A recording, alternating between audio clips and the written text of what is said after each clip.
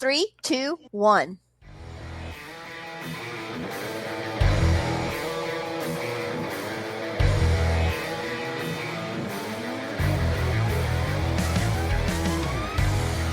And hello, everybody. Welcome to SEN After Live. I am J Wade. And I'm Kalyn. And holy shit, fuck Batman, if we got one today. Haha, that's right. We are now on episode number 6 of this SEN Live After Show. And we had the big Spectacular 4, the Schmoedown Spectacular 4. It was awesome. I know, Kalyn, you watched it because we were chatting about it a little bit. What'd you think overall? Oh, it was amazing. Yeah, it was great. I was kind of worried at first with the length. I won't lie. But it went by really fast. I had no issues. The intermission was great. I loved all of it. One of my favorite matches was the Star Wars Division title match. Last week we spoke with Alex Damon before he defended that title. And this week we have Laura Kelly on, who played him for that title. How are you, Laura? I'm great. Thank you so much for having me. This is awesome. I apologize. I feel like you're taking a step down here from Alex to me. No, not at all. Not at all. Truth be told, I had you winning over Alex, and it was a great match. It was a great match, and I still think you can take him. It just sometimes it's just not your time, you know. But it was just such a great match. I loved watching it, and how in-depth you guys get and the knowledge that you have, it just blows my mind. And Christian was saying on SEN Live today that he was going to talk to competitors in Star Wars Division and see how they felt about including questions from Mandalorian and from Rebels and stuff like that to expand it a little bit more. I don't know. I think that would be great. But how did you get interested in Star Wars? How did all that come about for you? Oh yeah, that's awesome. So I'm a fairly new Star Wars fan, which I think is sort of surprising to people. I've sort of always had a fandom to call home in one area of inner geekdom or another, but Star Wars for me didn't really become that thing for me until like late 2014. So I've really only been a Star Wars fan for about 5 years or so. And it's really hard to explain. I'm never really sure how to explain to people how I got into it. It was one of those things where I was like in a room surrounded by a ton of people at a Thanksgiving family event, I'm sure. And the trailer for The Force Awakens came out that, Thanksgiving of 2014. And it was that weird out of body experience where like everybody in the room just disappeared. And it was just me having this weird connection with what was happening on the TV, and it just sucked me in and never let go. So it sort of snowballed from there. The sequel trilogy brought me in, and there I stayed. So it kind of it's a really kind of strange story considering how new I am at it and how trivia kind of snowballed from there. Wow. Was Force Awakens the first Star Wars movie you've seen? No, I saw The Phantom Menace in theaters when it came out, and it just didn't connect with me then. And all right. to be honest, it still doesn't connect much with me to this day. But I fully acknowledge that it has its merits. I do enjoy it for what it is. But yeah, and I guess I would have been about 11 years old in '99. It didn't do much for me then. Understandable. So had you seen any of the other ones before this happened, aside from Phantom Menace? No, I hadn't. So I saw that trailer, and then I was like, all right, this is it. Everybody get out. I'm going to go home, and I'm going to sit down and do a sort of start to finish watch. Although I definitely started with the original trilogy. I knew enough not to start with the prequels. And I sat and watched all of those, and it was, that was my first marathon, was sometime shortly after Thanksgiving, of all the Star Wars films that were out at that time. And it, just kind of, here we are. It's been a weird ride. That's a very short amount of time to learn as much as you've learned and dive as deep as you have. So how exactly did you find out about and get involved in the movie Trivia Schmoedown? So I'm a huge Star Wars Rebels fan. After watching the movies and, knowing that they really connected with me in seeing so many people being like, oh, you need to watch the Clone Wars. The Clone Wars is so great. You'll really love it if you love the movies. It's like, I'm not going to watch that damn cartoon. No, I'm good. And then I started watching it and really enjoyed it. For some reason, I remember jumping from, I didn't finish watching Clone Wars before I started watching Star Wars Rebels. And I just fell head over heels for Star Wars Rebels. Something about that show just spoke to me. When that, I think maybe it was because it was still sort of new. The new episodes were coming on when I was just sort of finding my place in the Star Wars fandom. So it was this new thing that I got to experience the new thing with all the other people who were experiencing the new thing. And that was the first time I'd ever had that, with something Star Wars related. So that was a really exciting time for me. But I discovered the Schmoedown because I had learned that Freddie Prinze Jr. and Sam Witwer were competing in this Star Wars trivia thing. And that was the first Schmoedown match I ever watched, I'm sure, was one of the ones that included them. And I, at the time, I never would have imagined that I would ever enter that league. That never entered my mind for even a second. But I enjoyed watching those matches a lot, and playing Star Wars trivia was something that started at Star Wars Celebration in 2017 for me. Just kind of hanging around, waiting in lines with people and chatting with people. That's kind of where the trivia thing entered my realm. So it's been it's been quick, definitely. So, how did you actually get involved with the Schmoedown then? Like, what brought you into it? How did you get their attention and end up competing? It's a good question. I kind of wonder myself too. So I ask myself all the time. I'm like, I don't know how I got here. Which is good. It's not good, actually. I mean, I say things like I don't have a very good memory, but I mean, clearly I do. I've got some ability to memorize some things. But it was sort of a whirlwind. My friend and I were about to launch a Star Wars podcast. We launched Force Toast in February of this year. We were going out to dinner, and we were meeting at a bar before to have a drink before dinner. And in the Uber on my way to the bar, I saw that the Schmoedown was going to be having a competition at Star Wars Celebration. That would have been Star Wars Celebration this past year. Yeah, 2019. And when I saw that, I just hit a quick reply. It was Christian that had tweeted it and asked him, hey, my friend and I have been doing Star Wars trivia around Chicago pretty regularly for the last 2 years. We're the champions of the city by far. We just obliterate everyone we play. And is there any way we could get involved with this?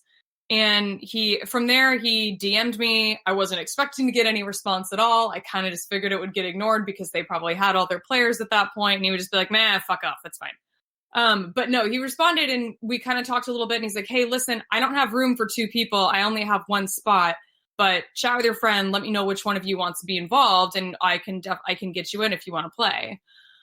So that's it. It kind of started from there and went from there. And yeah, it was weird. Now, how did that decision come about between you and your partner there in Chicago? How did that come about? Which one of you would take that spot? So she always says that she's surprised that I asked her at all if she would be interested in doing it, that I didn't just jump at it and be like, it's me, I'm going to do it. Like, but I don't know. I'm like, I would have been a good coach and a good manager if you had wanted one. I take a little bit of offense to that, but I think at the time she was sort of going through a little bit more of a Star Wars burnout than I was. I was a little bit more into it. I was sort of leading the charge on the pub trivia we were going to. So we were like, well, I'm going to be more likely to be up to speed on this stuff anyway. So why don't I just do it? That's pretty much how it went. It was a quick conversation. There wasn't a ton of hesitation as to which way it was going to go. What was it like the first time you met Christian face to face?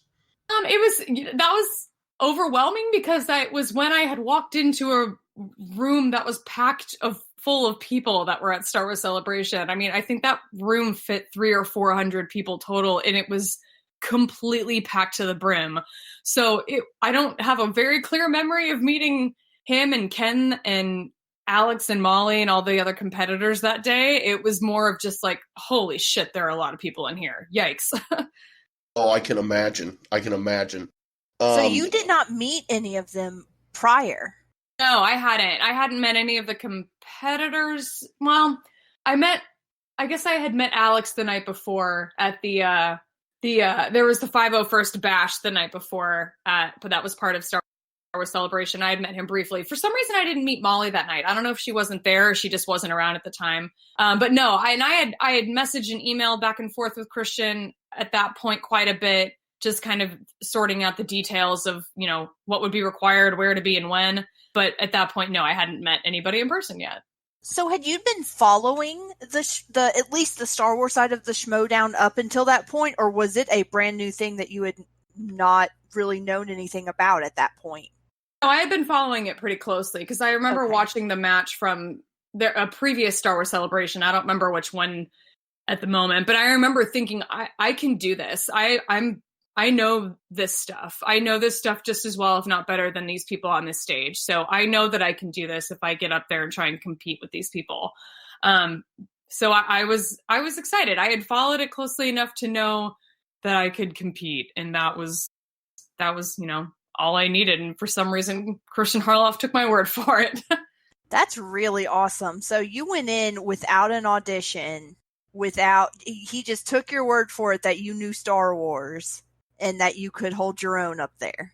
To be honest, I'm not even sure if nobody told me I wasn't allowed to say that, but yeah, that's basically how it went. I think that he may have known, he must have had some knowledge of my show, because at that point we had started, well, it wasn't that long before. We had launched our show under the premise of there is Star Wars trivia included in our show. So that must have been enough, I guess. But yeah, it wasn't, I don't think, the sort of standard procedure that most competitors follow. But I think part of it is, again, just Star Wars is kind of a different beast. That whole league is just kind of different. So I think they just kind of take what they can get sometimes. I don't know. It's such a small pool of players at the moment. I've always kind of wondered myself where everybody comes from. I would love to see a full-on league for Star Wars, like a singles, like where you've got 50 competitors or whatever, 30 competitors or whatever. I think that would be amazing if they could expand that Star Wars Spectacular division. I would love that personally, and I would love the inclusion of the Clone Wars and Rebels and Mandalorian and Obi-Wan series when it comes up, and it would be so great. But I sit there in awe as it is now with just the movies, and I'm having a hard time keeping up. It's so deep, it's unbelievable.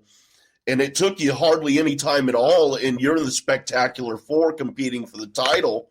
I mean, that has to be exciting, overwhelming. Can you take us through your day last weekend at the Spectacular and what that was like? Maybe a quick trip through the happenings. I can certainly try. To be honest, it's a blur in my mind. I don't remember a ton about the actual competition. I don't remember much about the day except trying to really take advantage of any moment that I had to sneak away and just get some last minute cram studying in. That was most of my morning. It really started with arriving in the morning. I know that like the elite VIP group was in there at about 11 to sort of start. They did like a behind the scenes sort of tour. So they toured the entire upstairs, downstairs stage area behind the stage in the green room. And I was there about 30 minutes before they let them in.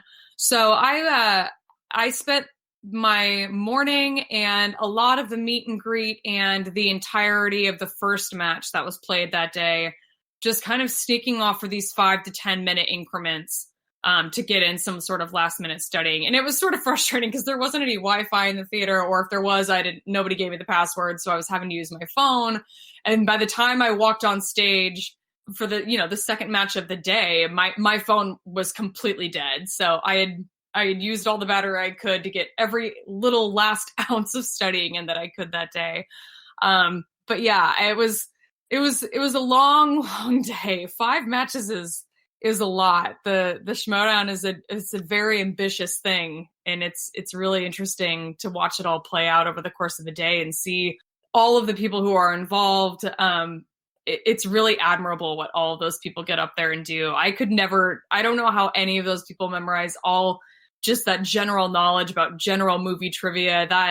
How do you study for something like that? Like, that kind of stuff just blows my mind. With Star Wars, I know exactly what I'm supposed to study. I know the general format of the questions. I have a general idea of what to expect. But yeah, it's really cool to get to see people pull this knowledge out of God knows where in these matches. It's just awesome. Now, while you're on the day of and you're sitting there on your phone and you're studying, how are you studying? Are you watching things like movies, or are you reading, going to trivia sites and just testing yourself? What is that study process like? It's funny. So my primary method of studying is not something that I reveal. That's not something that I'm going to give away. I have used some of the quizzes in the past. I've used Sporkle a little bit for kind of testing myself here and there. I wasn't using that morning. I wasn't watching anything that morning. I have my own sort of method and my own documentation that I review. But it's one of those things that there's a lot of ways you can kind of go about it. I'm pretty happy with the method that I have set up. My real issue is time, unfortunately, and finding the free time to setting a schedule and sticking to a routine, especially around the holidays when I had family coming and going 2 weekends back to back. That's where I struggled a little bit. Yeah, I feel a bit stupid now, to be honest with you. I realize in my mind I wasn't asking you to reveal your study routine, but then after I said it, I was like, I just asked her to reveal her study routine. What are you doing, dude? No, that's okay. It's okay. You'd be surprised. It's a common question. And I know that, weirdly enough, I've heard a couple of Schmoedown competitors refer to like their binders, like they have like binders of information that they study, which I think is so interesting. I'm like, it's 2019. Are you studying something on paper? Like, Jesus. It's surprising to me. But, everybody has their method and everyone knows what works for them and what doesn't work for them, and to each their own. But yeah, I'm always surprised every time I hear it. Nothing about what I do is on paper anywhere. It's all electronic. I'll reveal that much. And one of the other things I've told people before is that listening to the movies helps a lot. It's surprising because I think I sometimes will reference, the visual dictionaries and the art of books that come out that are associated with the Star Wars films. But listening to the films when I don't have time to sit down and watch them and really pay attention is incredibly helpful, much more so than I ever would have thought. That's really interesting. That's really, really interesting. I do have a random question for you. You said that Phantom Menace was the first movie you saw. You saw it in theaters. It did not really resonate with you. Mm-hmm. Going back now as an adult and sort of as you've watched more and more of the Star Wars movies, how do you feel about the prequels now, since they're really a point of contention with a lot of people? Being an adult really didn't have a whole lot of effect on my perception of them, because I never watched all of them when I was a kid, so I don't have any kind of nostalgia to look back on fondly, unfortunately. I think the thing that really opened my eyes to the merits of the prequels is my podcast co-host, Alice. I just called her Alice with a T on the end. That's weird. Her name is Alice, and she is a prequelist. I mean, she's a prequel apologist and will defend them with her until her dying breath. Attack of the Clones is her favorite movie, and I think having sat and watched some of them with her and through her eyes has sort of opened my eyes to some of the merits and the things, that are positive about them. There are some things I can sit, if you really want me to, I can sit here and defend those movies too. It may not be a very heartfelt argument on my end or a very strong one, but I can try my best. But yeah, there's They have their merits. I'll leave it at that. It's not my favorite trilogy, but they bring something to the table. I'll say that. Yeah, I completely understand. For whatever reason, I had the urge to watch Attack of the Clones the other day, which I've not watched in years. And it's got bad issues, but it's got some moments. And then bad dialogue. So yes. It's sometimes hard to see past that. I fully the understand. Anakin and Padme stuff, almost all of that is unbearable to watch. Oh, yeah. And but my husband and I then jumped into the next one, Revenge of the Sith, and we're like halfway through it or something, and we're like, I really feel like Hayden Christensen improved a lot from movie to + like there's a lot of good things. You can tell that some people took some notes, and they did make a point to try to improve things. It didn't get up to A+ levels, but they tried. But I always have to ask Star Wars fans that if I think to, because I know that they're so divisive. People tend to, if you're a Star Wars fan, you tend to love the originals. You usually have mixed feelings about the new ones, like you like some, you don't like some. But the prequels, it's usually diehards or pure hatred. It's a very weird thing. Yeah. It's a common question. I mean, you can't reveal to anybody that you're a Star Wars fan without getting the question of, oh, how do you feel about the prequel? And I get it. I understand it. And, at the end of the day, you kind of mentioned like, oh, I just kind of wanted to watch Attack of the Clones. Like, I get cravings to watch specific movies sometimes too. Like, Attack of the Clones is a really pretty movie to look at. I mean, aesthetically, there's like really gorgeous scenery and production value that was put into that movie. Like the entire, entering the arena from inside the cave, like that's a gorgeous scene and a gorgeous shot. The whole way that it's framed. I mean, it has its merits. The sound design in Attack of the Clones is great too. There, you can argue both sides of the argument, I think. But Star Wars fans today are passionate about what they're passionate about. So there you go. Yeah. This question just popped in my head. Who shot first? Oh God. As far as I'm concerned, it'll always be Han because I never saw the original cut. So there you go. That's close enough, but I always contest that Greedo never shot. That's always my answer. But the most common question is who shot first. And oh man, I mean, as a guy I'm sorry, go ahead. No, I was just going to say, what did you think about about McClunky, the new edition? Oh my God, that was awful. Oh, terrible. I mean, I was just about to say that I saw Return of the Jedi in the theater when I was a kid, so I'm a part of that old school original trilogy group, and so for me, anything other than the theatrical version, I notice every little single thing every time I watch Star Wars now. And I don't know, there's just nothing like I like the old theatrical version without all the CGI stuff. I even like the old crappy grainy look of the film a lot better too. But I don't know. That's always the one that, who shot first. It's always going to be Han shot Greedo. Greedo never shot. It's a non-issue. But I don't know. I could go on for hours about that one. Well, some of us were never alive at the time to see that version, so we don't know that version. But I do have a related question. So as someone who really just came to Star Wars in 2014, you don't really have the nostalgia factor that causes a lot of people to say they love the original trilogy, and that's their end all be all because they grew up with it and everything else came later. So from the perspective of someone like that, which is your favorite movie? Rogue One is my favorite Star Wars film. Really? Yeah. I love that movie. It's so different, I think, from the rest of them. It's so much darker. It's just, at the end of the day, it's not just a great Star Wars movie. It's a great war story. And I appreciate it for a lot of reasons, but the sort of darkness that comes with it and the fact that it takes place during the Age of the Rebellion, leading up to A New Hope. I mean, the Age of the Rebellion is my favorite. That's when Star Wars Rebels takes place. So I love that era. but the original trilogy is not ever been my favorite trilogy. I like Return of the Jedi. It's my favorite film of the OT, but it's not my favorite trilogy, to be honest. So it's one of those things that kind of surprises people. But yeah, I'm a diehard Rogue One fan. That movie is so good. So good. It's probably, to be honest, I would say it's my favorite of the new era, of the Disney era Star Wars movies. It's definitely my favorite.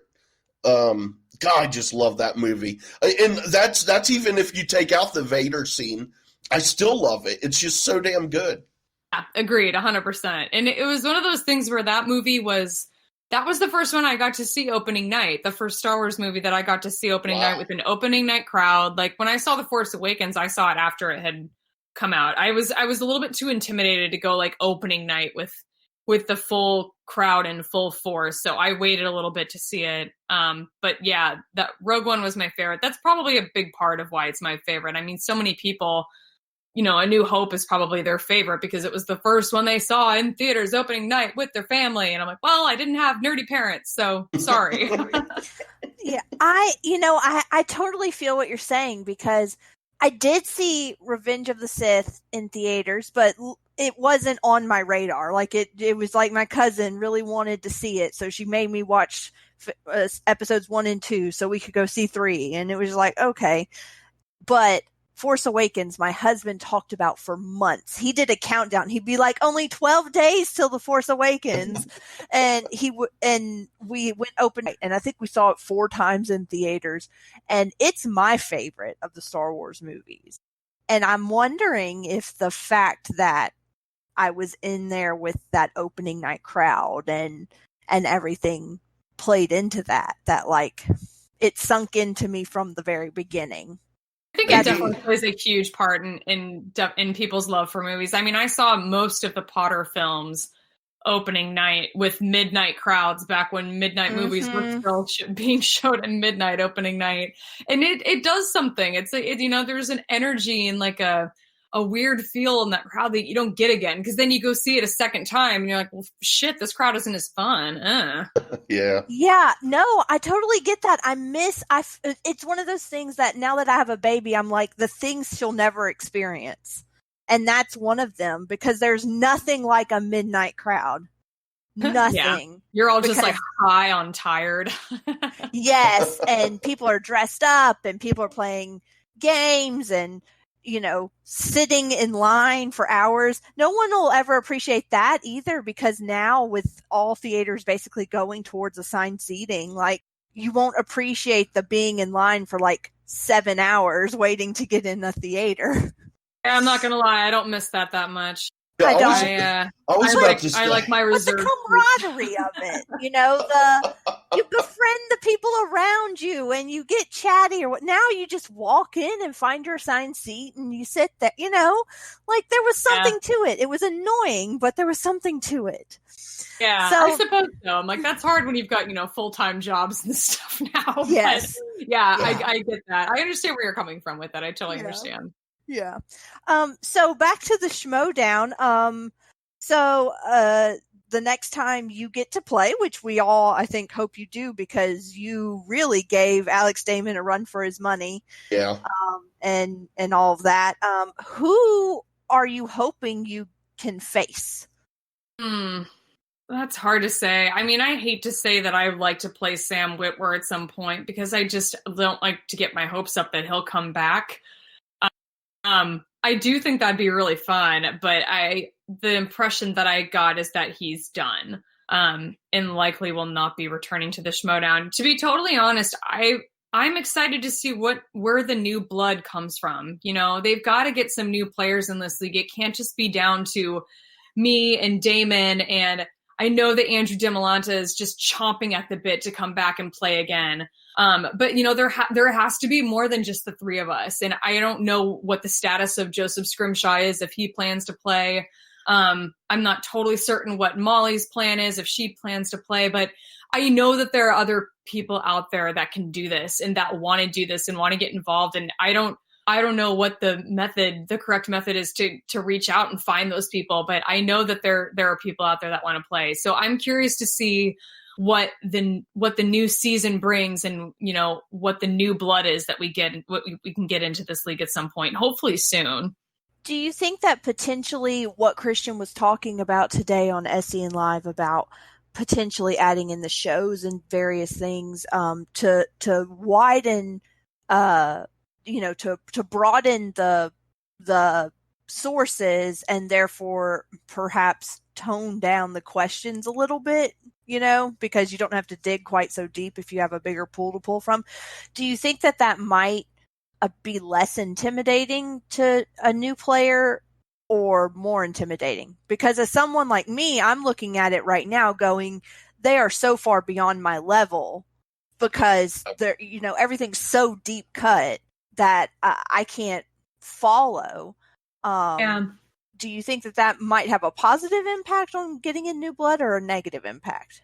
It's really hard to say. I never considered it as a possibility at all, just based on the principle. I mean, when you call it the movie Trivia Schmoedown, I figured that was the end all be all. So it wasn't ever something I considered. The idea of having it be just on-screen TV, Clone Wars, Rebels, Mandalorian is fine by me. I don't watch Resistance. I don't want to watch Star Wars Resistance, so I don't know how that's going to play into things. Things like Forces of Destiny and Galaxy of Adventures. I mean, then you're like, do you include video games? Where do you draw the line? So I'm a little bit put off by it personally, just because I spend a lot of time on these movies. I spend a lot of time really digging deep. There are a lot more questions that they've never asked that I wonder, maybe it's one of those things where you just need to start taking questions from more than one person. I don't know. I don't know what the answer is. But the thing about bringing in TV stuff, I'm sort of at this point indifferent. It just depends, I guess, what exactly they want to bring in. There's a lot of Clone Wars episodes. That's a lot of content to pull from. And then eventually you're going to have to start diving really deep into that too. And at what point does it ever break Alex Damon? At what point can you ever break a machine? Oh, that's a good question. That is. Yeah. Well, he made it sound like it would be more of a conversation with all the players to see what y'all, where y'all would be, where your heads are at with it. That's interesting. I'm wondering, do you know who writes the Star Wars questions? I was under the impression that it was the same person that writes all the questions for all of the leagues, but I don't know enough to say anything for certain. I met him at Star Wars Celebration 2019. His name's Chris. But I don't know the extent of what, I guess, the questions are that he writes or what other leagues he writes for.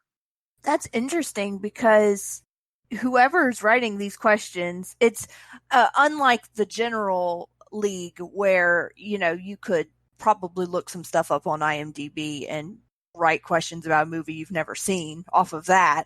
This, you have to really know the movies.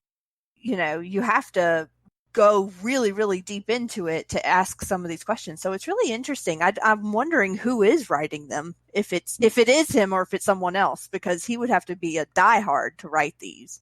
Yeah, I think he is. I only met him briefly at Celebration, and I think he is a diehard fan. But it's one of those things where I think that there's more places they can pull from. It's one of those things like, how far into canon do you want to get? Can you pull out the visual dictionaries and start referencing those, and the art of books and the behind the scenes documentary? I mean, and then where do you draw the line? The behind the scenes stuff is hard. I feel like there are arguments that, you don't have to know anything about behind the scenes of Star Wars to know a ton about Star Wars. And that's where you tend to throw people off. That's where I got thrown off at Celebration in 2017. I got a goddamn behind the scenes question. I'm like, shit, I don't know that. I didn't know I was supposed to study that. That seems a little odd. Yeah. And that's, you get those every now and then. I mean, I remember, I think it was Freddie Prinze Jr. and Sam Witwer. One of them got the question of who ran the creature shop for Return of the Jedi, and it was Phil Tippett. I'm like, Jesus, how much do you really need to study? What direction do you need to go to make sure that you're covering all your bases? And you can only go so far. We only have so much time unless you're Alex Damon and you do this full time. But if you're like me and you have a full-time job and you have to make choices and sacrifices as to what areas you're going to really put that much work into studying and which ones you're not. It's hard. I personally, I think there's an endless pool of questions that are available with just the movies, but I don't know what my opinion's worth. Maybe it's not worth anything. Who knows? Oh, I think it's worth a great deal. You definitely held your own at Spectacular. Like, no question about it. I was watching that match and I was wondering if this was going to be like completely impenetrable. It was, I mean, weren't y'all well into round, I didn't take notes on it. Weren't y'all well into like round 2 or something before one of you broke? Finally? No, I mean, I don't remember a ton of it either, but no, the first round, we threw a perfect round first round, and then we got a bonus question and I missed the bonus question. So that's where it broke, was there. But whether or not you count the bonus or not, I don't know. You have to against Alex because he got it. So there you go. Yeah, he really is a machine though. So yeah, he is. But that was an insane match, and I couldn't believe it. I couldn't believe how well y'all both did. I don't know that I got one question right just listening. Like, well, thank you. I really do appreciate it. It was a fun day. It was a fun match. I never would have dreamed that my third match would have been the one where I got to take on Alex Damon. I would have thought that would have been pretty far down the road. If I'm being perfectly blunt, my preference would have been that would have been farther down the road, that wouldn't have been the third match that I had to play. Cause I'm not totally sure that I was ready. But again, a big part of my struggle this time around in preparing for this match was just finding time. My routine was I was far more prepared for Star Wars Celebration and for my match against Andrew than I was for this one. I wasn't at all prepared. That is, completely understood. Especially as someone with a big family. There's no finding time that doesn't exist. Yeah, it's hard. Thanksgiving, you got people in town, you've got people coming and going and running around all over town and in and out, going to different events with different people on different sides of town. It's a mess. It's just a mess. And it was the weekend before the Schmoedown was Thanksgiving weekend. I'm like, oh God, I could not have had worse luck, I don't think, with the timing of how that fell. Well, sorry, go ahead, Kalyn. Oh, I was just going to ask one more question, which was, I don't know when your next match will be. Obviously, we don't know a schedule, but assuming that timing is much better than with this match, how do you plan to prepare for it? Do you plan to just prepare the way you've been preparing, or do you have some new ideas up your sleeve? To be honest, my preparation has worked really well for me in the past when I can find the time to stick to a routine. The next match that I guess I can't say that I know that it's happening. There's been discussions about doing another Star Wars Celebration match. So I would love to be involved in that. That'll be at the mid to the end of August. I think it's like August 23rd or something is the first day of Celebration Anaheim. And I would love to be involved there. It's hard to really get more involved than that when it comes to traveling, because travel is expensive and time consuming. So it's, just kind of have to see where the chips fall for this season and how the schedule falls. I'll be curious to see how they lay it out. Now, you did say you live in Chicago, right? I do, yes. So if the Schmoedown were to make it to Chicago, I suppose that is a potential as well. And isn't Chicago slated for this year, or is it for Celebration? Yeah, I believe know. It's May. Yeah, I know that the plan is to be here at some point this year. I didn't know that it was set for May for sure. That's great. I did know that. I think it is. I'm not 100%, but I want to remember that Christian either said March or May, but I think it's May because Jay Washington then made a comment about summertime in Chicago being amazing, which I can attest to. I've been to Chicago a few times, love the city. I live in Ohio. I'm about 6 hours away, so I'm definitely going to be going to the Schmoedown in Chicago next year. Won't be missing that. But yeah, that would be great if if since that's your home city, we could see you in a Star Wars match there. That would be great. So, Christian, dude, make that happen for us. I will say this, that Chicago in May, don't count on it being warm, because this past year, I remember there have been 2 years that I've lived here that I have had to wear a coat to go to work in the month of June. So May is not necessarily a guarantee. I would kill for that. I live in Mississippi. Yikes. There's no coats in June. Nope. There's barely coats in April some years. Yeah, it snowed here in April this past year, so that was weird. Oh my goodness, that sounds lovely. Yep, it's great. Well, I do hope that if the Schmoedown makes it there, that it would be silly for him not to take advantage of you being there, and free in terms of travel. So I would certainly hope to see you then. J Wade, any final questions? No, I was just gonna, before we ask you to plug anything that you would like to plug, I know one thing you will plug is Force Toast. I just wanted before you do that, and as you do that, would you mind just telling us a little bit more details about that show? I started an episode earlier today, but I had some things come up, and I had to I'll have to finish it later. But yeah, could you tell us a little bit more about that show that you do? Sure, absolutely. So the show that I do is with my friend Alice is called Force Toast, a Star Wars happy hour. Toast as in cheersing champagne, not toast like bread. You just have to throw that in there. The premise of the show is that we drink wine and talk about Star Wars. That's really the gist of it. It's a pretty free-for-all, laid back. We're not diving too deep into serious questions, themes, analysis type of stuff. It's a pretty laid back, fun show. It's a little not safe for work in terms of language. And it's a good time. It's just pretty relaxed. We do new shows every other week. We try to keep it under 2 hours and try to be conscious of listeners' time. Sometimes we go over a little bit.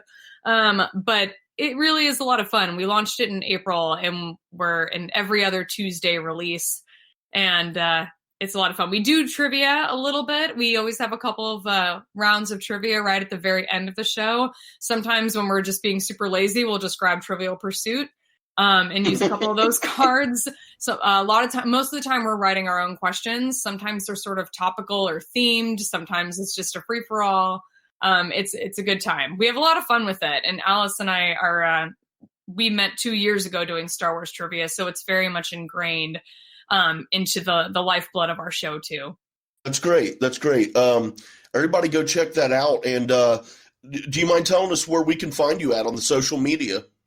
Sure. My Twitter is at @shutup_Laura. That's my Instagram handle too, though I don't use Instagram very much. I'm usually a lot more active on Twitter. This time of year, leading up to the Rise of Skywalker, I'm staying away a little bit. I haven't been quite as active as I normally am.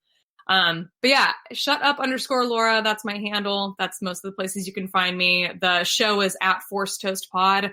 I do most of the writing for our show and most of the tweeting. So most of the stuff that you're hearing from that handle is from me as well.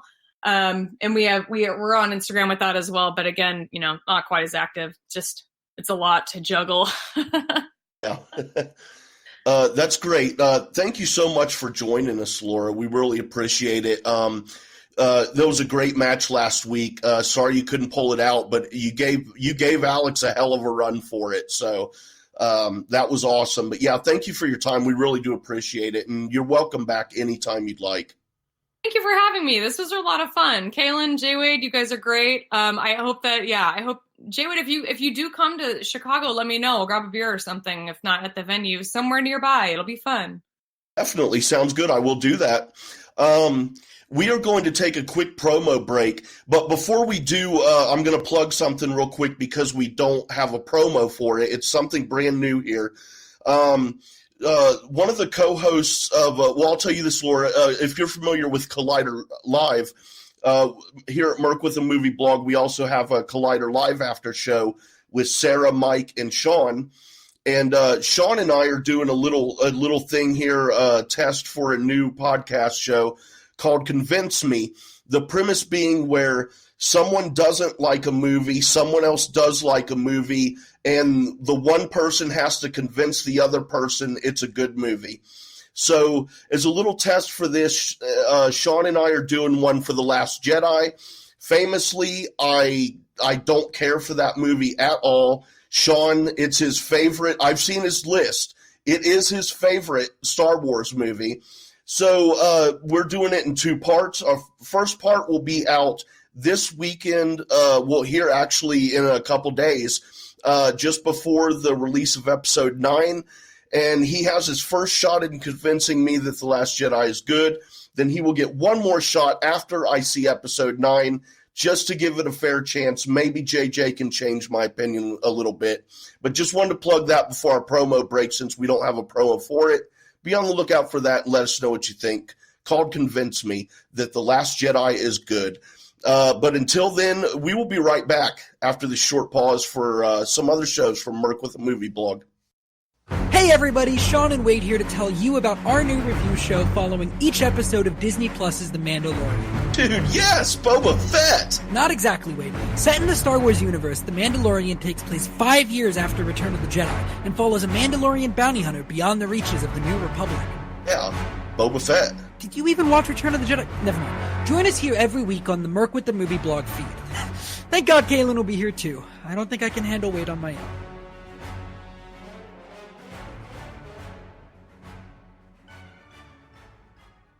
Hi everyone, this is Sarah, host of Go Get That Rose podcast, a podcast that is dedicated to talking about all things Bachelor Nation. Join J Wade, a man in his 40s who is recently new to all things Bachelor Nation, and myself, someone who has been watching passionately for the past 3 years, as we review, share our thoughts on each episode of whatever show is currently on TV, whether that is Bachelor, Bachelorette, or Bachelor in Paradise.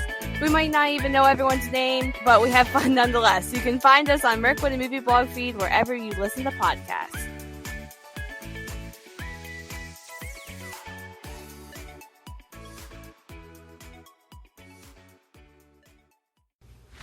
Hey there, Schmoedown fans. This is Josh the Merc Rainer, and I am here to tell you about my show, Talkin' Schmoedown.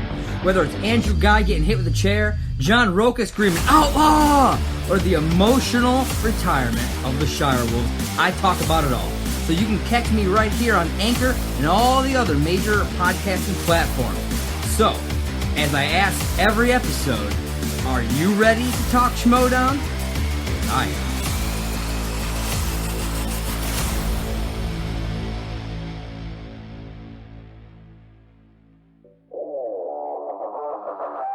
Hey, it's Sarah, and I'd like to tell you about Afterlife. It's a weekly Collider Live after show podcast where Mike, Sean, and I give our takes on Roxy and Dorena's antics, on Yodi's producing skills, and whatever Cody and Alex are up to in that booth. In addition to having guests, we expand on the crew's discussions and add our own craziness in the mix. You can find the show on Merc with a Movie Blog feed on all the podcasting platforms. See you soon!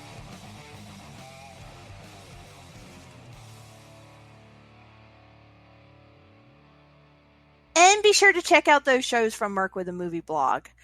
I don't know about you, but I thought that was a great interview with Laura Kelly. She was fabulous. Yeah, a lot of fun. Seems really down to earth and laid back. I didn't realize that she was from Chicago, though, so that's pretty cool. I've been to Chicago a few times, as you heard in the interview there, and I know some people who live there. It's a great city. I've been to a couple Cubs games at Wrigley Field, and when I did both of them, they played my Cincinnati Redlegs, so that was really cool. Had one of the best burgers I've ever had at Harry Carey restaurant one time. Saw U2 at Soldier Field. Saw 9 Inch Nails up there once. I love that city, but yeah, I didn't realize she was from Chicago. That's cool, because I think a lot of people, or me at least, it's easy to assume that most of, if not all of the competitors live in Los Angeles area. Yeah. So, unless it's someone where it's specifically gotten mentioned where they live for one reason or another. Yeah, I assume that everybody's in LA because you see them all in LA, and watching more and more of SEN, having more and more SEN content with SEN Live and SEN Backstage and everything, I think we're becoming more privy to some of this stuff, but like Christian has said many times, he didn't get to talk about the Schmoedown too much during Collider Live because he couldn't like monopolize the conversation with a brand that wasn't even part of the Collider brand. So I think we're getting a lot more behind the scenes information than we used to have.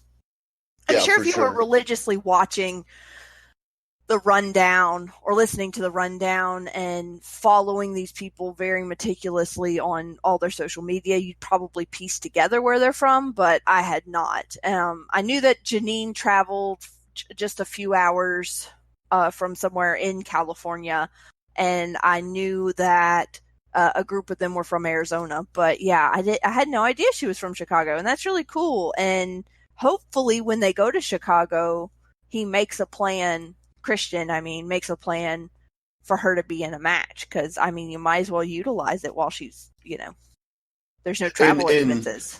Same thing for Atlanta with Alex Damon, too. It'd be nice to utilize that as well. I so hope I get to see him compete. Oh, that would be really cool. Yeah.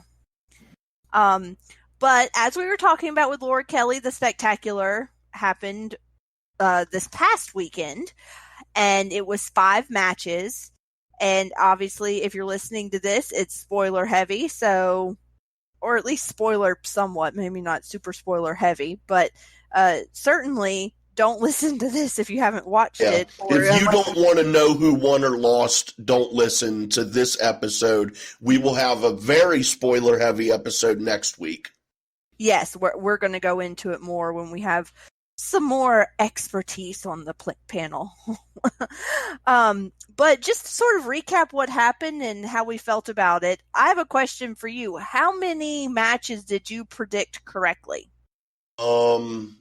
I think 1. Which one? You're the one who wrote them down. What do you ask me for? Shit. No, I just can't remember. I think I got one of them. I know for sure that I called one of them right. It was the Smets. I called Smets winning.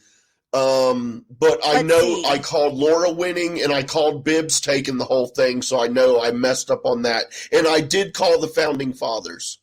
You did. So you called Bibbs, Kelly, Founding Fathers, Smets, Bibbs. Yep. So I got Smets and Founding Fathers right. I got Bateman right, Damon right. I got Shazam wrong. I got Kalinowski wrong, and then I got Bateman right. So I got 3 out of 5. Got me by 1. 2. Oh, I got 2. You got 3. Oh, right. You got Founding Fathers. Yeah, Smets and Founding Fathers. Shit. Yeah, I can't even keep them straight, and I have it all written down in front of me, and I cannot keep straight who won what. Yeah, so that first match was Bibbs versus Bateman, and Bateman did TKO Bibbs in the 3rd round. 5th round, sorry. Yeah, that was impressive.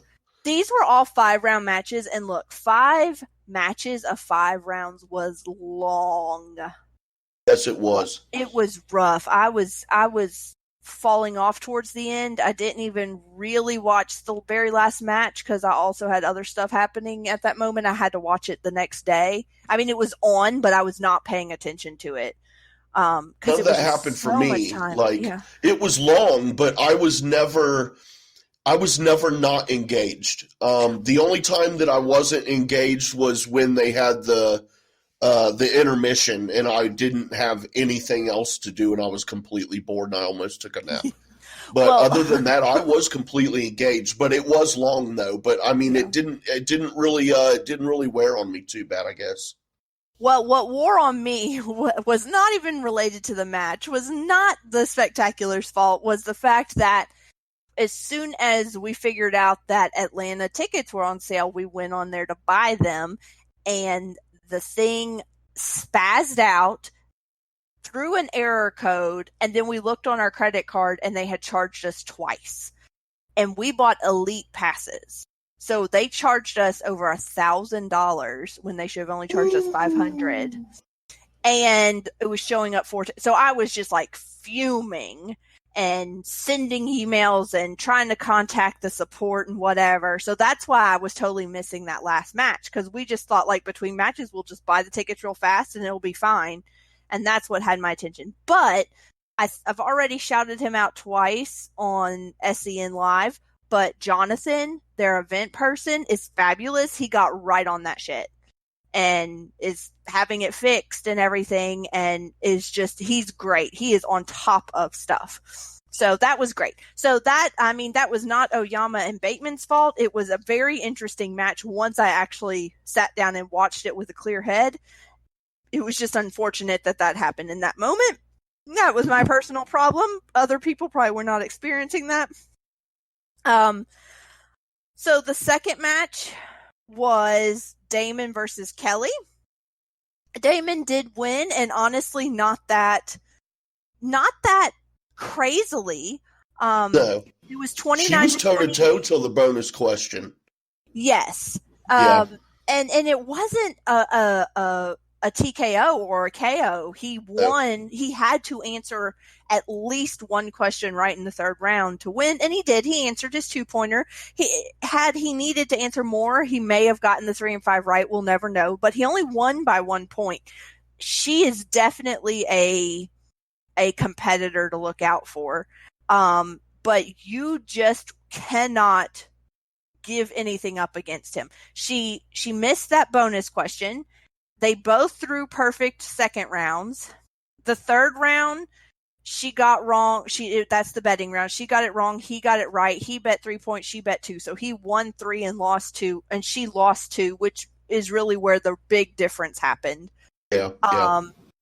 She ended up being neutral in round 4 because she lost a point and then gained a point back. He gained 3. So he gained on her through those other rounds. I'm not convinced that if this had been a traditional 3-round match that he would have necessarily won, because if you take out the weird betting round and buzzer rounds, going into round 5, which would really be a round 3, they were only off by a point. So, I mean, that played to his advantage. Then we had the team's title match, which was Founding Fathers versus Shazam, which was a TKO. Not half, but I was a little right on my prediction. Right. A little bit. He was definitely really sick, and apparently that is now spreading all around the Collider offices. Oh, no. And his girlfriend's got it, I think. But they definitely pretended like he was not coming, and they knew all along he was coming, or they at least knew from the morning that he was coming, which Darren and I kept saying that to each other. We were like, they know that he's coming, or they would have canceled this match. They would not be doing this crap. He's going to show up last minute, but it's not really going to be last minute. And that's what happened. I don't think they needed all the theatrics, but I get that it's like wrestling, so whatever. And they freaking won on a TKO against a very good team. Shazam is a fabulous team while he was sick. Like, that's insane. But the most insane part was the fact that at the end, Merle's all like, I really want to do something special. And he brought his girlfriend out there, but he didn't propose to her. I know. I thought for sure he was going to. Oh my God. I texted you. I was like, he's about to propose. And me and Darren are like on the edge of our seats watching. We're like, we're about to see a proposal. We're about to see a proposal. And then he freaking didn't. And then I was like, and then I think Roka took the mic, and I was like, I wonder if Roka's going to propose. And what's funny about that is sometime this week on Collider Live, Roka did say that his girlfriend was like, if you propose to me after that, I'm going to kill you, or something like that. Like, they were sitting. I saw that clip today, actually. They were, he said they were sitting on the couch, and he was coughing, and as he was coughing, he said something like, he wanted to marry her, or will you marry me? She was like, that's not how you're going to propose to me. Yeah, that's not how you're going to do it. But that's I digress. But So that was, to me, the funniest part of that whole match. The Inner Geekdom title was, of course, Kalinowski and Smets. Smets won just crazily. So good. Knockout. Kalinowski was very upset, too. Yes. And on SEN Backstage this week, or Schmoedown Backstage this week, I asked Christian, I obviously knew that Kalinowski was upset because he's a very emotional person. Right. But I was wondering if, any part of him not coming back out and Shannon coming back, was any part of that played up? And he said no, he was genuinely upset. I am still wondering, though, some things that Christian has said has made me think that Kalinowski over time has been planting the seed that Grace and Ken were not good managers, but I think that was being done strategically for this moment. I'm still not happy about that match that I called out where Ken was calling the match and he fucking fed old girl the answer to led her to the category he said to picking the category right? on the wheel, and I'm like, dude, what? No, that was not cool. I definitely don't think that you should be on the desk if one of your players is playing, and I do hope that is a hard and fast rule for this coming season, because every manager is going to have up to 10 players, and I just don't want there to be any question that the match was called fairly. And I get that they don't have enough people to have completely neutral parties always being on the desk. I get that they have to use the people they have, which means using managers or using other players. I totally get that, and I'm okay with that, but it should not be your own player. Other players shouldn't be doing it. I don't think any managers or players should be doing it. They should find neutral people, because even another player, and I'm not saying that they will, that they won't call it fairly, but say Kalinowski is calling a match and Smets is in the match, that is a conflict. Or say Smets is in a match and Dagnino is calling the match, or any other manager is calling the match, and that person's a competitor to their faction. It's just, you can't do that. You have to eliminate any of the thought as to whether or not there could be some bias there. So I think they need to find people for the desk who are not managers, are not competitors, but that's their job, is to work the desk, or Jen Sturger, put her on double duty if that's something she's interested in, but let's think of who we have. Right. Who do we have who's a neutral party? We have Clark Wolf. Rachel Cushing is not a manager. We have, of course. Or is she? Is she going to be a surprise 11th manager at the draft? Christian has implied that she might be helping Sam with his team. Yeah, but there's something I want to talk about so bad, and I've reached out to someone who we've had on the show, because I want to talk about something that I don't know that I can talk about, because Christian talked a little bit about it, but he didn't name drop. But I know one of the names, and I want to know the backstory, or the behind-the-scenes story of what really happened with this specific person. And I want to know if they were the first person or the second person. Maybe Christian will know what I'm talking about. But I knew something was going on, and I'm just kind of curious what really happened there. But I don't know. I'm thinking maybe Cushing comes out as a surprise 11th manager at the last minute at the draft. I think it'd be fun if there was an 11th manager. I don't know if it's, or you know what I would prefer? I would prefer if, instead of an 11th manager, if they surprise kicked out Robert Meyer Burnett and replaced him with someone like a Clark or a Rachel, because he gets on my last fucking nerve. Yeah, I don't. Yeah, I agree. I'm not going to expand on what you just said. I'll just agree.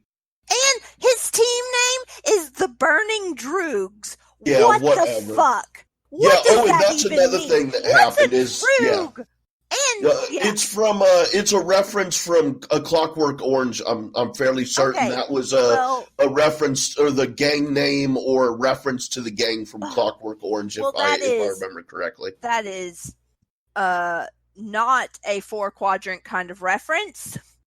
No. And okay. Anyway, I need to move on. So, but while we're talking about like conflict, or things that might be a conflict of interest, I'm wondering, and this is something that happened on Backstage. People, of course, ask Christian questions, and Christian answers them. So people were asking him, like, who do you think is the player of the year, in singles? Who do you think is the team of the year? Who do you think's, all those types of questions. And he was answering, and I specifically remember him saying, I can't remember what category it was for, but him saying, oh, Rachel should definitely be a nominee. She's not going to win, but she should definitely be nominated. Yeah. And things like that. And I have a little bit of a problem with Christian, who founded this and is the leader of this, and in some ways the boss of all of these people. I have a problem with him giving his 2 cents. I get that he gets to vote, and I want him to be able to vote. I'm scared that people are going to listen to him and go, well, Christian's expecting this person to win. So should I vote for that person, even if it's not who they want to vote for? And if he keeps campaigning for someone, I feel like it's just an automatic thing. And are people going to be, not us the fans, I mean, we have no reason to be scared, but what if, and I don't think he's an irrational or mean person in any way, where if somebody said, no, I really think this is a better player, I don't think he'd be like, well, you're not in the Schmoedown anymore, or anything ridiculous like that. It gets in the back of your mind, and it influences you. And I'm wondering if he should be giving his opinions about things like that. Point. Yeah, I think about The Crown, and how in The Crown it keeps getting brought up about how the Queen is not allowed to show an opinion. She's not allowed to nod or smile or agree or disagree, because then she has a stance. And once she has a stance, she's not doing her job. And that's sort of what, I don't know. I may be making too big of a deal out of it. It may not matter. I just wanted to throw that out there. That, maybe his opinion isn't the universal opinion. But right. Maybe he could filter the opinion in that direction inadvertently. I feel you. Yeah. But back to the Spectacular. The very last match, I didn't even finish taking my notes on it because it was just murderous. Oh, it was so rough. Bateman just slaughtered Oyama. And I have a question. What was the answer to the very last question about what kind of creature is Gizmo? What are they called before they become Mogwai? I could not think of that word. I'm like, okay, they're not called a gremlin until they get creepy looking. Yeah, I'm sitting there yelling at the TV. I'm like, Mogwai! Mogwai, you fool! And then at one point, I'm like, Doreena's yelling! I'm just like thinking of Dorina, like, Doreena's yelling at you, dude! Mogwai! Yeah, so that was a complete slaughter. Oyama made it sound like, he was depressed afterwards and sad that he lost, and you could tell he was bummed. But something that also got mentioned on Backstage was people were saying if you follow him on Letterboxd, he's already back to watching like 5 movies a day, and you could tell he's already like training again. But you're allowed to be sad. You're allowed to take that time to be annoyed and I'm never doing this again, and then you come back to it. And So I think we're going to see Oyama come back, and I think he might come back with a little bit of a vengeance. I hope so. Yeah. I mean, I'll be honest. And again, when I talk about who I'm fans of and who I do and don't care for, or even if I use the words, I like this person, I don't like this person, I'm only speaking within the context of their character in the show. Right, the kayfabe. Yeah. Yeah. 'Cause I don't know Oyama. I don't know any of these people. But within the Schmoedown, he's not my favorite. He's not mine either, and I think that it would be nice to see him come back. Yeah, I think that they've mentioned several times that he kind of got a little cocky and rude, and he's learned his lesson a little bit. I think he did need to be brought down a notch, and I think it'll help. So, help him come down to reality a little bit, because when you're undefeated at 20 or 21 or 22 or whatever it is, your first season, I think you're almost better off losing a few at the beginning. Yeah. It's sort of like people who get, they move to Hollywood and their first role is a starring role, and then they're just a star from there, and then they don't know how to handle the lulls or the bad movie that bombed. You're almost better off getting small parts and moving up and having a few ups and downs, and then you can handle it better when it happens. And so in that respect, I think it was good for him to lose. But now he could try to get it back. Yeah, it'll be interesting. So a couple other things that happened. Number one, we learned who the managers were and what their team names were. I don't know if you remember all the team names, but were there any? Did one stick out to you that you're like, yeah, I really like that, or yeah, that's god awful, or you could have been more creative, or something like that? I will say that Finstock Exchange, I know it was a joke. I can't remember who made it against him. I know it was a joke, but when they said it should be called Gucci Exchange, but for real, Gucci Exchange sounds fucking awesome. It should be Gucci Exchange. That is great. You do understand why it's called the Finstock Exchange. Yeah, because of the stock exchange on Wall Street. Okay. But I just still think Gucci Exchange just sounds even fucking better. There was one that I really didn't like, other than What's His Knuckles. The Mouthy Mercs was Coy. Swag was Swag Squad. Yeah, I can't say that. I'm not. I can't say it without messing it up. Swag Squad.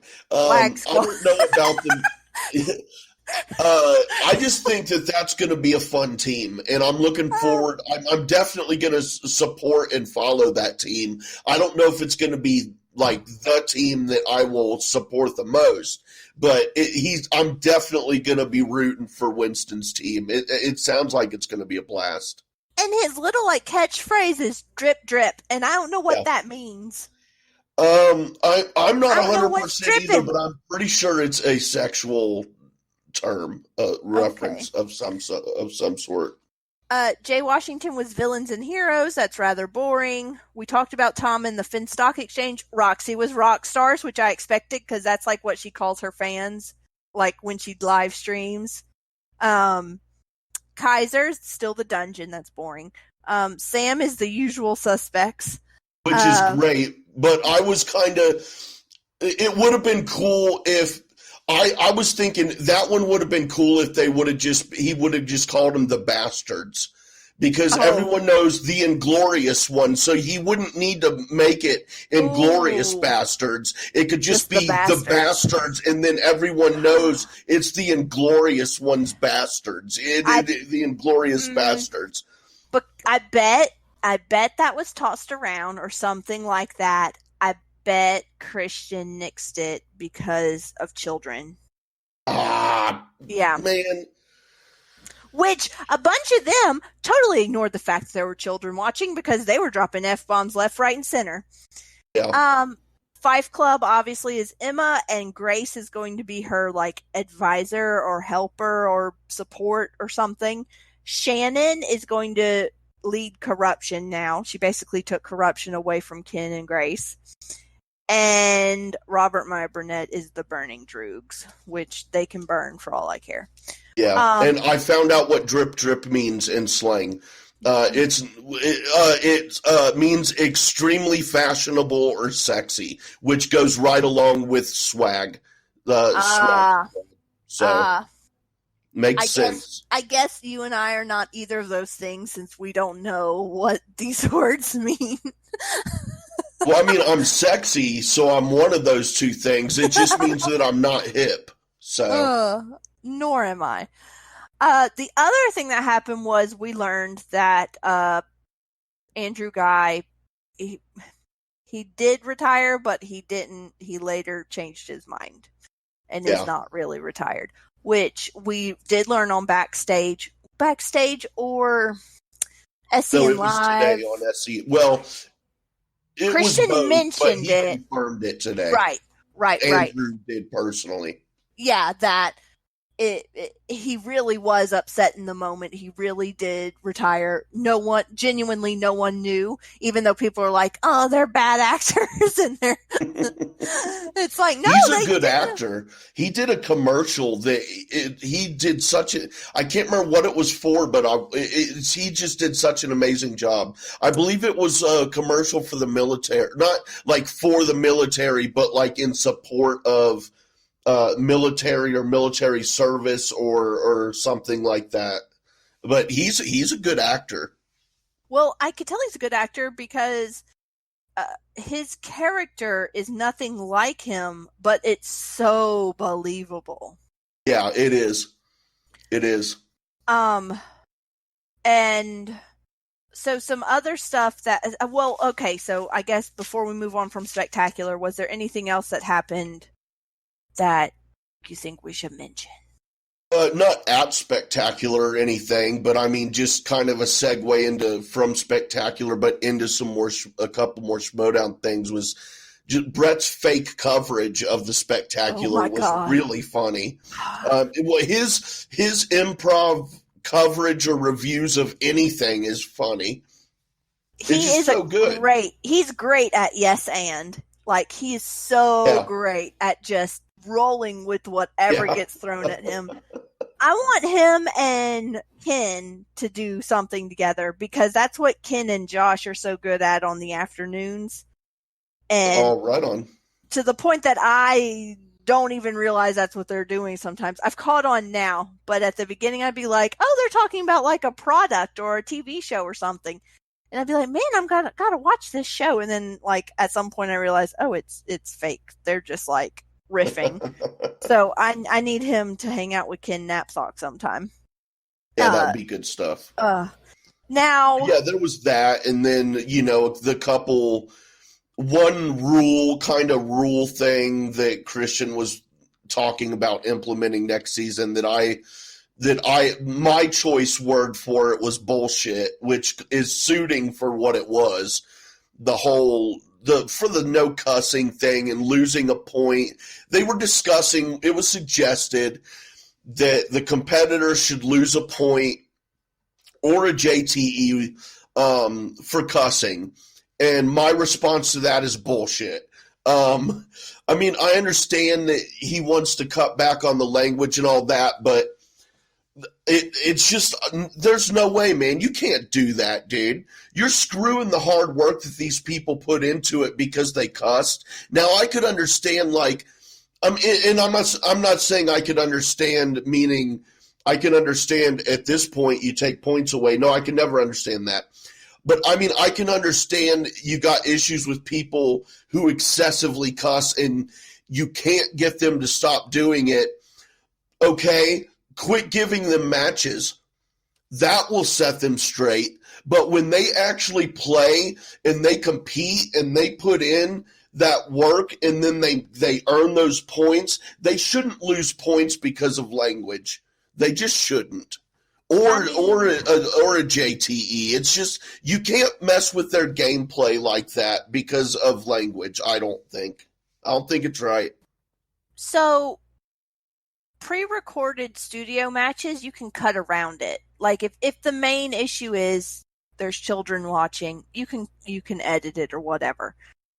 Live events, I don't know.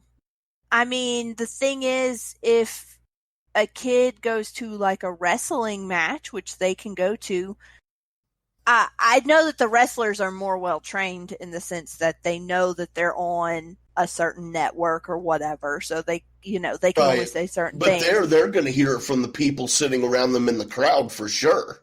Yeah, that's where they're going to hear it at. I mean, but and that's the point, that they're still going to hear it. So what? You're not going to let your kids. You're going to start laying the smackdown on people in the audience at wrestling events now. I mean, you just can't. And especially like you said, you can edit around it in the studio. But if you're the live events, those matches, the vast majority of the time are big, important matches. And those are the ones where you really can't mess with people's points and their gameplay like that. You just can't do it, man. And you've also got to take into account that everyone is aware of it. So I'm sure that I don't think that anyone goes in there saying, I'm going to cuss no matter what. I don't care. I'm going to cuss anyway. I do not believe that's the case.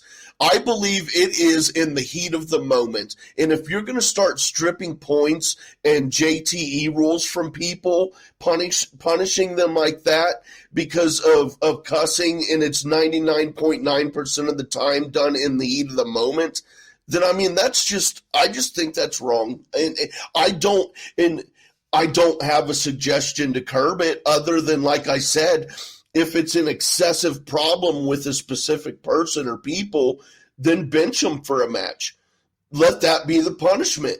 And I guarantee you, if you mess with someone's match by benching them, one, they're going to feel like shit and they're not going to like being benched. So that'll give them incentive to watch their language and be more cautious about it. Two, it's going to fuck with their whole team and their team's points. And you sure as shit better believe their team and their manager are going to give them hell about it.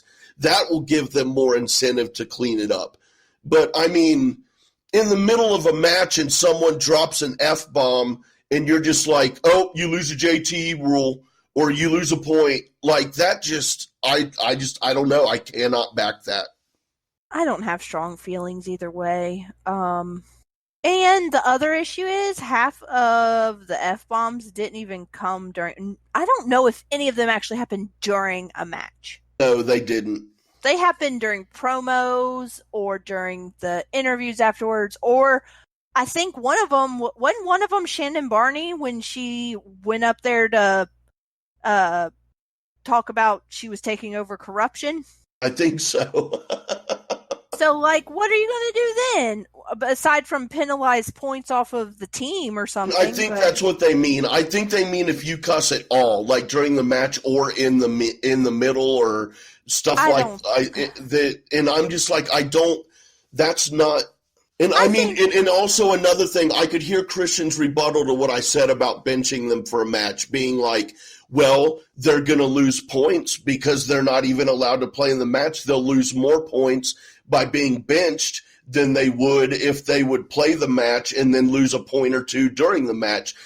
I mean, and granted, that is also a valid argument, but I just still don't like the idea of in the middle of gameplay just being like, oh, you lost a point or you lost this, just right in the middle of the match. That's going to fuck up the whole rest of their match.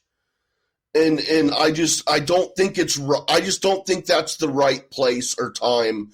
And since it's not the right place or time, that shouldn't be the penalty, because even if they don't say it right in the middle of the match, like say Roka says fuck, and they don't be like, you're going to lose a point right now, but it's known that it will happen at the end of the match before they tally the scores, that's still going to eat on those competitors while they're finishing out the match.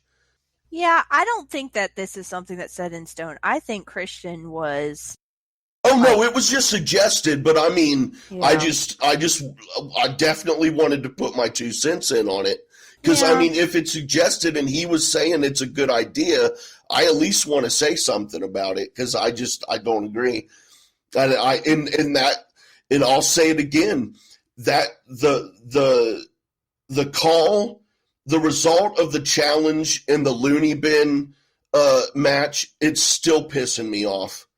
It was a terrible, terrible call, and that entire match could have changed, and it could have changed the Spectacular. And it just was an absolutely terrible and wrong decision. Well, I will forever stand by that. So was their call for actually the Paddington 2 versus the family? Yeah. I mean, the Looney Bin was a much worse call, and no offense to Paddington 2, but they won and then they challenged themselves. So I have no sympathy. I mean, I have a lot of respect for them, and the sportsmanship is awesome. But aside from that, I don't feel bad that they lost because they had it won. Now, Looney Bin's case, that was just flat out wrong. If the question is either from the category that it's listed, that is said, or it's not. And that is the bottom line. If you're not going to have rules, or if you're not going to follow the rules, rather, then you shouldn't have them. It was a terrible decision. But anyway, that's long past. Well, while we're reiterating old issues, I still want a copy of that rule book once it gets written. Yeah, I was thinking about that last night driving down to my buddy's house. I'm like, man, and I even said it out loud. Sometimes I get so aggravated, the conversation moves from my head and I start talking to myself out loud. And I go, what other sport refuses to allow their fans to know the rules? It aggravates me. There is no sport out there that refuses to allow their fans to know the rules. Yeah, I want that rule book so bad. And then the last thing, there was the recycling the old questions, which I have no issue with. There should be a cap. Yeah. Like 2019, there's no way they should be asking questions from this season that just ended. Winston is spot on about that. But 18 and sooner, okay, I would even say 17 and earlier would be better, but definitely not from this past 2019 season. Yeah, that's too soon. Like, what if it was from the Spectacular and it's a match in Atlanta in February? Like, what's the chances that they don't remember that if they were the one playing in that match? Yeah. So I don't know. Yeah, I think there should definitely be a cap. I think the problem with that is, I think the reason they're wanting to do it is because they're having such big trouble, number one, writing new questions, and number two, keeping track of what's been asked and what hasn't been asked. And so I think they just want to not have to worry about it and not have to rely on players to be honest that they've heard the question before. Right, which is completely understandable. But I mean, there is such a thing as too soon. Also? Well, no, I shouldn't say that because I honestly don't.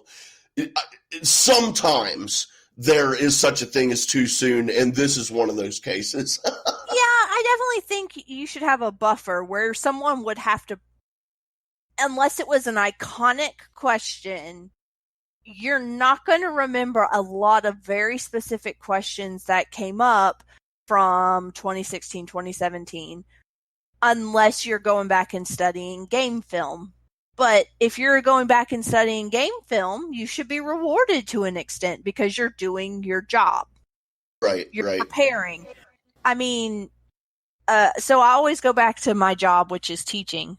And I teach math. And I remember being in college and getting questions that were identical to the homework. But it was basically the teacher saying, I'm trying to figure out if you even did your homework. Because if you did your homework, you should be able to do at least this problem. Yeah. So basically, if a question comes up in a match and you can't get it, and it's from a match, from either a match you played in or one you probably should have studied, and you can't get it, that's on you. You know? Yeah. So I'm cool with that, because especially with Star Wars and with some of the inner geekdom categories, it's gotten so deep into the minutia that I would love some surface level stuff to come back. And it would help, with new blood, like breaking them in a little bit to be able to ask some of that stuff. And also with the fandom, because Christian has said before, like, he doesn't want to cut too deep sometimes, because especially with like round 1 questions, he wants people to be able to play along and be like, I knew that one. Yeah. Or like, oh man, I thought I knew it and I was wrong. But like, not asking about a movie that's so obscure that no one would know who's listening except for the random McWeenie or Ethan Irwin.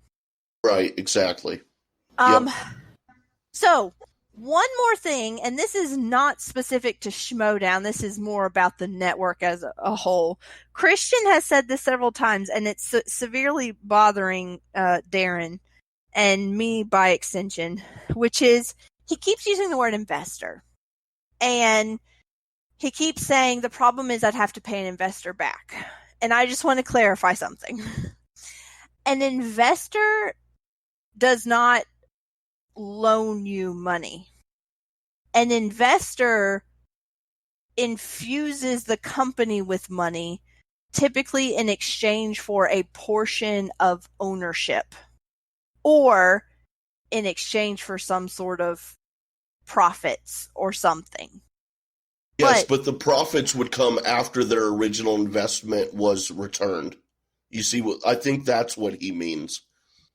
I mean, I don't know what he means, but I think that's what he means. But you don't return an investment. Well, I mean, you don't like return it like you would a loan, but I mean, if I invest $50 into your business, I expect to get that $50 plus more in the end for my investment, because I'm investing into the further progression of your company. You see what I mean? So it's not okay, but we that's need to what be clear I think on is something. going on. Right, but in the reality of things, that's not what investment means. Investment means you now own part of the company, and therefore your money that you invested into it is not your own anymore. It is part of the company, and you're hoping that using that money then gives you a return. So like if I go buy stock, like Walmart stock, say, because I do own some Walmart stock, I own a teeny tiny portion of Walmart. Very, very small. You can't see how big it is. It's so tiny. But that's what she said. If you go buy some Walmart stock, you've now invested in Walmart, okay? Right. But you can't just say, okay, Walmart, I'm tired of being invested in you. You have to give me my money back. You have to then find someone else to buy your chunk from you. Right. So what could happen is someone could invest in SEN, and then over time, if it got successful enough and they wanted to pull out, Christian could then make them an offer for their portion of the company that they bought, but he would not be indebted to them. You are not indebted to an investor. Now, if he took a loan out from someone, which I can't see Christian wanting to give up partial ownership, and that may be where he's coming from. He's thinking, I don't want someone to own part of my company. And so if he partnered with someone or got a sponsor or something like that, where they expect, like, you agree to terms where they're going to get their money back no matter what, then that means you're issuing debt. You're in some sort of debt now. And that's different. And I think that's more what he keeps referencing, but he keeps using the word investor. And as someone, who Darren talks me in circles about finance, I can't even get close to talking about it the way he does. He keeps saying, that's not what an investor. But I get where Christian's coming from, though, because I really doubt he truly means someone to buy part of the company. He probably means more just someone to throw some money into the company who would then expect to be paid back after a certain arranged amount of time. And that's debt. Like, that's just taking on a debt. And I can see being wary of that, because at the end of the day, if you don't pay them back, then you're bankrupt, and this isn't just the business, this is his life. So I can totally see that. Now, with all that said, I think if he was willing to part with a chunk of ownership, and he wouldn't have to necessarily part with a controlling interest, he could keep a controlling interest of the company. But if he was willing to part with a little bit of ownership. Holy shit, dude. I'm sorry, but I checked out of all of this financial hour discussion 10 minutes ago. I'm sorry. I'm sorry to interrupt you and everything, but it just hit me. I'm like, I've heard this conversation before so many times, and then it hit me. Saturday morning, the financial hour on the morning talk radio station. And I'm so sorry, but I really like you, Kalyn, but I cannot take it anymore. Well, okay, this was all I was going to say, is I think the people who keep asking about investing really mean, I want to invest in the company, not I want to loan you money. Right, and I think that's where where the disconnect is. And I bet some of the people who are asking are thinking, I would love to buy a chunk of SEN and infuse money into it and get it going. But I think he's thinking more along the lines of debt. So I just wanted to throw that out there. And if you want to cut this out later when you edit, that's no, fine. I'm not. No, hell no. I'm sure that most people are like, what the fuck is she talking about? But oh, man. Yeah. So that's been the big conversation in my house this week. Awesome. So, awesome. Which is a lot different than the conversation I had with your husband before we recorded, and he told me about how you were taking a poop and you were doing a crossword puzzle, and then you corrected and said it was a logic puzzle, yes, not a crossword puzzle. But I thank you, Darren, for telling me that that Kalyn was taking a shit. He stole my phone while I was showering. So were you showering or shitting? Well, I've seen this. So is he a liar, or were you really taking the poo? I'm not even going here. I don't even care. No, he took the phone when I went to get into the shower, and then I had to poop. And he kept the phone, and I said, just let me know if J Wade says something important. But apparently y'all were just talking about whatever I was up to, and the fact that apparently it's wrong of me to want to ask his opinion before I change something in the house. Men. Yeah, but hey, jumping into SEN portion of the show, I had to start off with this because one of your notes, I'm going to read your exact quote here because it was cracking me up, which you had told me this in private as well. Your exact note was, I have no notes so far, except that Christian is looking sexy with them glasses. Oh my God. Okay, so Christian was already a rather attractive man. He is an attractive man. I've met him in person. He's attractive in person too, but something about glasses, I'm just like, that just bumped him up at least a point on a 10-point scale. I don't know why. Schlong. I love me. That's funny. Like Brett. Brett is my favorite because he looks like a dad, and he's got the glasses, and he can build a shelf, and Brett is perfect. Brett seems to have a lot of self-conscious issues, but I think a lot of us women out there are like, okay, if we had to choose one of these people to, I don't know about sleep with. I'm, beyond the point of just like, I'm going to sleep with somebody. But like, to be in a relationship with, it's Brett, faux show. But Christian with them glasses is leaning more that way. Now, I'm still aware of the fact that he has to hire Brett to do all of his handyman stuff. And lucky Christian's wife, according to your logic, it sounds like. But yes, those glasses look great on him. And I don't know if you've noticed this, he still flubs one every now and then, but he does such a better job reading all the Schmoebots that are the Streamlabs that come in and getting them right the first time. Yeah. So that was great. Also, on today's episode, we both dropped a Streamlab, and they actually got read back to back, which was funny. And yours, mine was better. No offense to you. Yours was great, but mine was better. Mine was just fucking hysterical. That was funny. I'm brilliant, dude. I'm a genius. I'm sorry, but I'm a genius. I was the one who requested to hear Obama trying to convince Mr. Freeze that global warming was real. That's brilliant, funny. Dude. But then you knocked it out too. Yeah, but I also love the fact that you didn't say on there, Bonnie, will you come on our show? But no, I didn't say that, by the way, guys. That was Christian just said, he just wants you to come on your show. And listen, she didn't say no. She said, well, not today. Yeah, so we'll definitely be hitting her up for sure. That'd be fun. And then I asked her to say something that would make him turn red, and she started talking about his Johnson again. So that supposedly he had a big package rocking that night. Apparently so. And okay, so here's the thing that I need men to start understanding.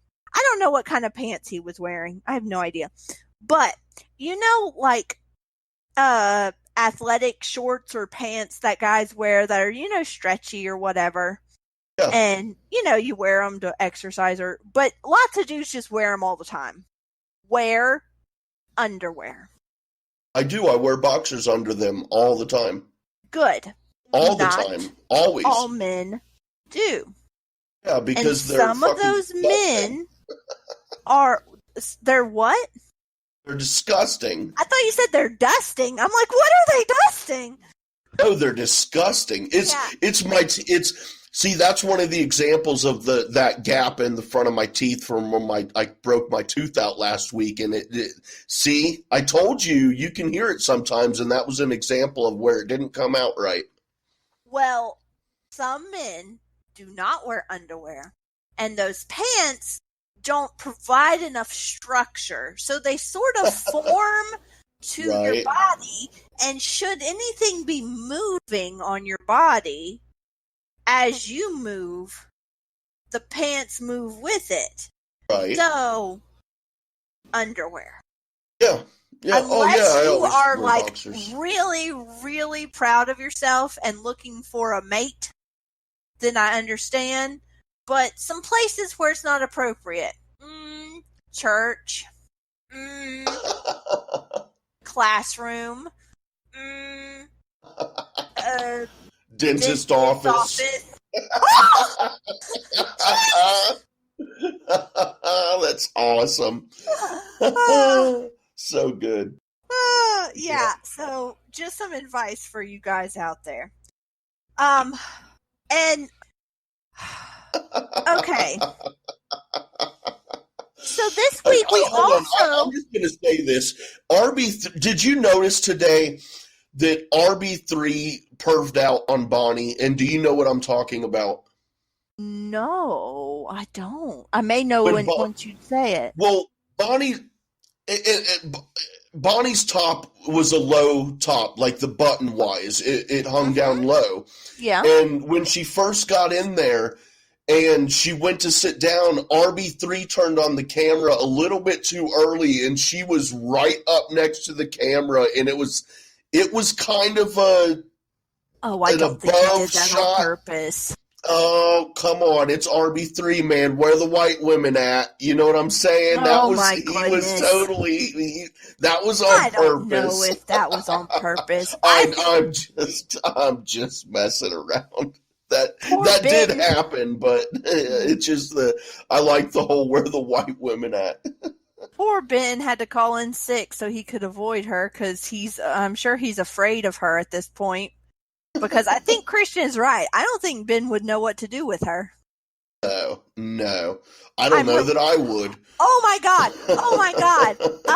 Have you ever, and I know he's not a little kid, but I just think of him as a child. He's older than me by like 4 years. Oh my God. Who is Brent Morin? Have you ever heard of him? You'd have to tell me where I would maybe know him from. He's a stand-up comedian, and he has a special on Netflix. Or it was on Netflix. No, I have no idea. He was talking about being like super young, and he was dating like an older woman, and he was a virgin, but then she got kind of like aggressive one night, like not the kind of stuff that like when you're like 18 or whatever, you're still trying to figure out, where to even put it, much less. Oh, all right. Much less getting creative. Dude, as a man, I will and women know this too, but as a man, it is an embarrassing thing, or it can be. I've never found it embarrassing just because I'm a fucking guy. Of course I'm going to stumble around the female genitalia. But dude, I'll admit it, man. Sometimes it's hard to get good alignment, and it can be embarrassing. It can feel embarrassing, like you don't know what you're doing. You know what I mean? And it just, I'm not going to get graphic, but that's all I'm going to say. I understand. But the point is, there's a line from his stand-up that Darren and I say to each other all the time, which is, she ripped his shirt off, and apparently his response was, my buttons!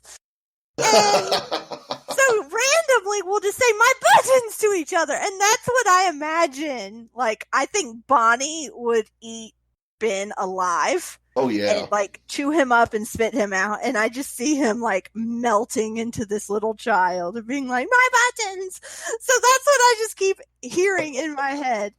So, God bless him, and I know that it was all, like, just for fun or whatever, but God, oh, that was so funny. I wish he'd been on there today so that they could continue. Yep, for sure. Okay, so we've had 2 Bagel Boy songs. Yeah, the one that dropped today was awesome, or that they played today. It was like, I don't know what exactly you call the style of rap that it is, but it was a rap type, hip-hop rap. I don't know with the styles anymore. I come from, Tupac, Dr. Dre, The Chronic, Snoop Dogg, Gin and Juice, shit like that. Murder Was the Case soundtrack. So I'm not sure what's going on with this shit today, but it was a rap style song, and it was pretty good, man. It was pretty good. It was really awesome. Yeah. Winston was loving it. He was, and sorry, I kind of hiccuped. Too bad Ben wasn't there to hear it, but I'm sure people have sent it his way, so I'm sure he's heard it. For sure. Oh, I'm sure they tweeted it at him on the spot right away. Oh, he was probably listening, really, to be honest. I would imagine he was probably listening. Unless he's, like, so sick he's, like, just sleeping, but yeah. Well, he couldn't be too sick. He was up watching Mandalorian at 3 a.m. Oh, yeah. That's true. So, poor uncomfortable Ben. He's sick, or he's being attacked about being Bagel Boy and stealing, or Bonnie is flirting with him and he doesn't know what to do with it. But something that they started talking about. Ooh, was that today? No, it was not today. It was yesterday, I believe. Or no, it wasn't yesterday. It was someday. It doesn't matter. Like, what's the most uncomfortable thing you've ever had to watch, like, with someone, and it just made you super uncomfortable? And so I have a couple stories here. One of them is, I guess I was in college and I was at home, though, and I decided I'd try to watch The Tudors. I'd never seen it. And I turn it on, and within the first 5 minutes of the first episode, they're doing it doggy style with boobs a-flapping and everything. And I didn't know what it was going to be. So my mom comes through the living room. She's like, "What the hell are you watching?" It's Pornhub, Mom. Get a clue. It's a show I was going to try to watch, but it's a little graphic. I eventually did watch it, but not at my mom's house. When I was a kid, me and my parents would watch CSI together. But depending on what the episode was about, sometimes they'd send me to my room. And I distinctly remember us being in the living room, and we start watching an episode, and it's one where there's a bunch of furries. And dude, I can get down with that. Well, as soon as they showed them in this weird nightclub, my dad goes, "Nope, go to bed."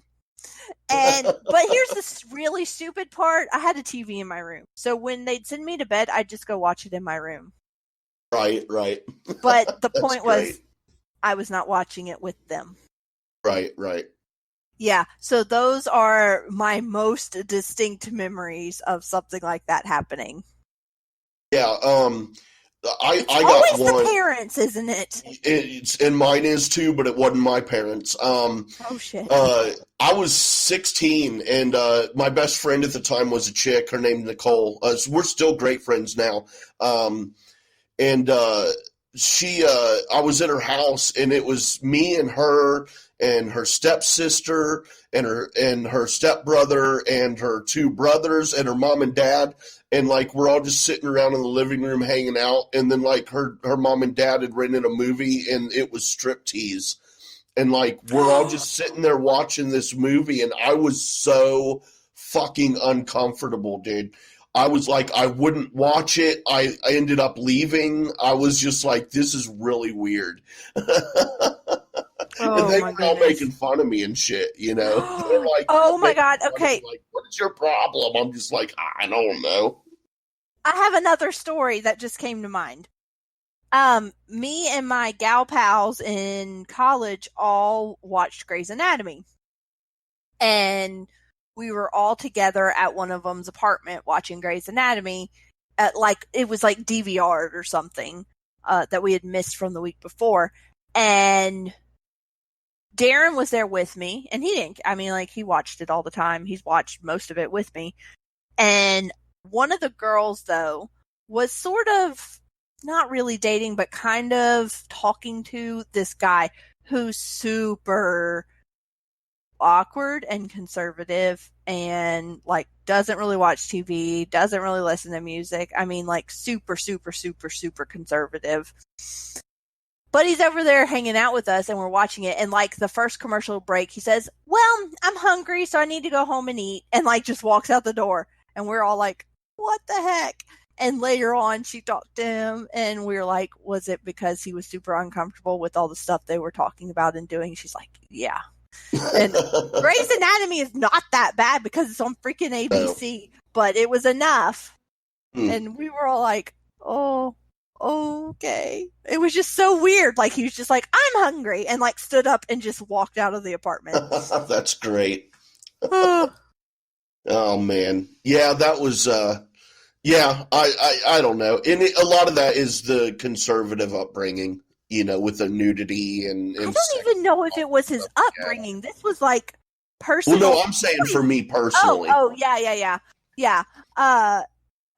And it was just okay, well, granted, Grey's Anatomy gets fairly raunchy. That people always sleeping with people and whatever. These people act like they have time to have sex when they're working 80 and 90 hours a week. I don't know where they have the energy. Yeah. But Christian brought something up that I completely can relate to. And we're gonna go ahead and wrap up the show with these last couple things here. And it has to do with music, which is great because was it Wednesday? Or Thursday rather. It was just Winston and Christian in the studio, and they talked a lot about music, and I love music. But Christian, I was like, no way, dude, this happened to me too, because Christian was saying that he got used by a girl for a 9 Inch Nails ticket. And I was also used by a girl for a 9 Inch Nails ticket. And it was the same type of thing, kind of, but mine was worse. How, like, he was saying, like, you know, they get there and the girl goes off and smoking out with other people and shit like that. Well, this chick and I had been friends since high school, man. Like, just friends. Nothing had ever happened. We hung out all the fucking time. We went to Britney Spears together. We loved hanging out and shit. We went to a bunch of shows at local bars and shit together. It's not this Nicole chick you just mentioned, is it? Oh, no, Nikki's great. Nikki and I are great friends, dude. Nikki's fucking amazing. I love Nikki so fucking much. I love her kids. I love her husband. Well, I shouldn't say that. He's all right. I don't love him, you know. I don't want to seem like I'm weird. I don't love you, Matt. You're okay, dude. Like, imaginary hits your arm like a man. Me love you long time, Matthew. But anyway, you got me off track. No, this chick, Jessie Bargy, I'll drop her name. I don't fucking care because I have very little respect for lousy drunks. But a couple months before the Nails show, she and I went and met my brother and sister-in-law in Dayton at Canal Street Tavern to go see swing country guy named Wayne the Train Hancock. Amazing fucking guy, dude. Great music. So after the show, we're back at my apartment and we're out on my balcony and we're both drunk as fuck, man. And we're just standing out there drinking beers and shit and we're having a good time talking. And then like there's like a 5-minute gap of silence where it's like 2 a.m. and we're just sitting there, you know, standing there drinking our beers and watching the traffic and shit go by down on the street, you know?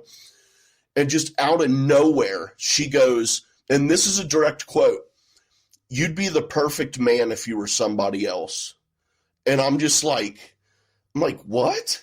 Like, I mean, I didn't say that, but I'm thinking like, dude, what the fuck?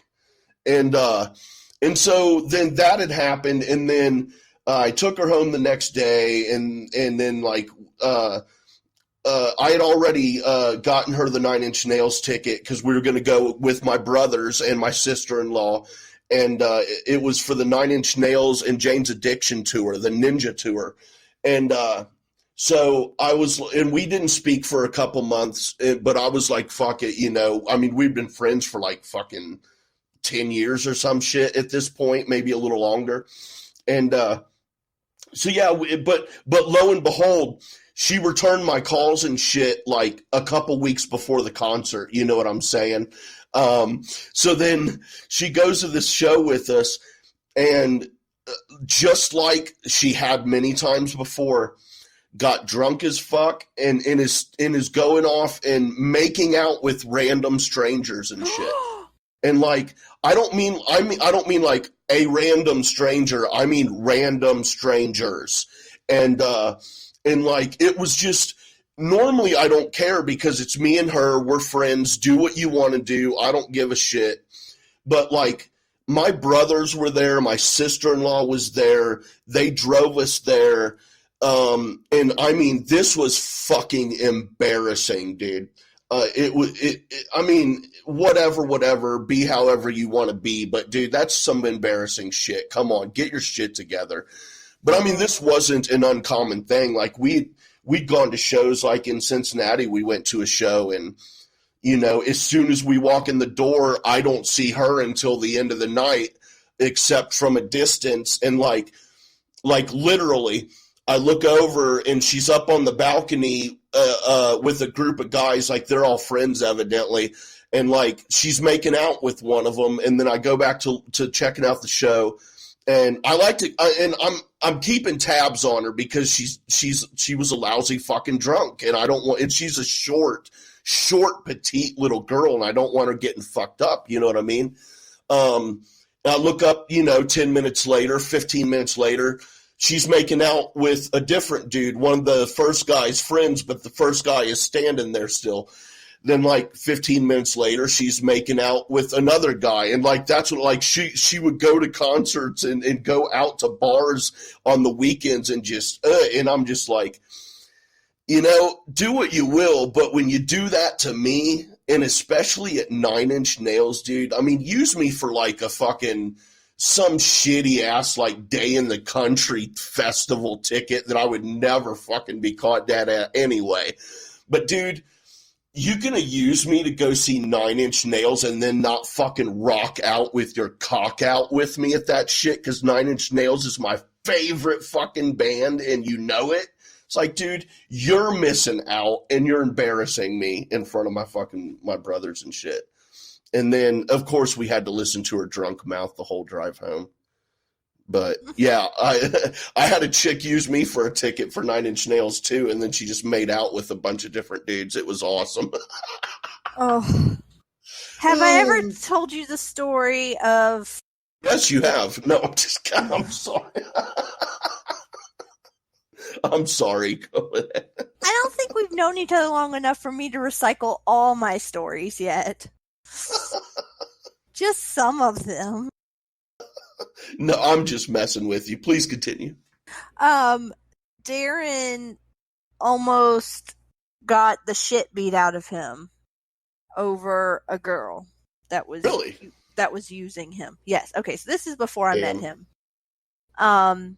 He was sort of seeing this girl, and he at the time thought that they were like dating, but you know.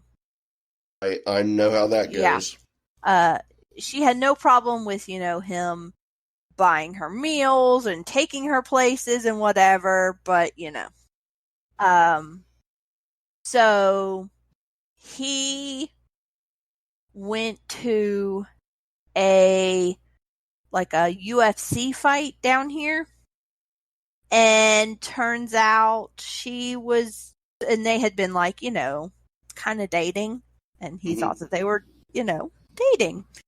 And she was apparently also kind of dating one of the UFC fighters. Oh my gosh. Who could have probably pounded Darren straight into the ground. And I think wanted to, because it came to light at this event, you know, what was going on. But he somehow did not end up getting his ass kicked. But yeah, so I've heard lots of stories about this girl, and not just from Darren, from other people who, you know, were around at the time. And so I have no good feelings about this person at all. I've never met her in person, even though we went to the same college for a while. But yeah. She almost got his ass kicked because she was just using it like whenever she felt like she wanted something, you know, all of a sudden they were all close and a couple and whatever. But she was also like that with this other dude.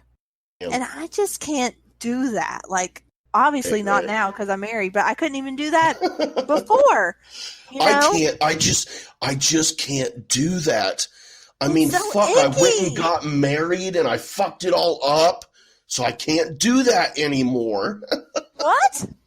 I was making it was a bit. Oh. I was about to say, when did you get married? No, I was playing off of what you said. Like, I was expanding in my mind what you were, okay. You know. Sorry. I can't do that. Yeah, anyway, never mind.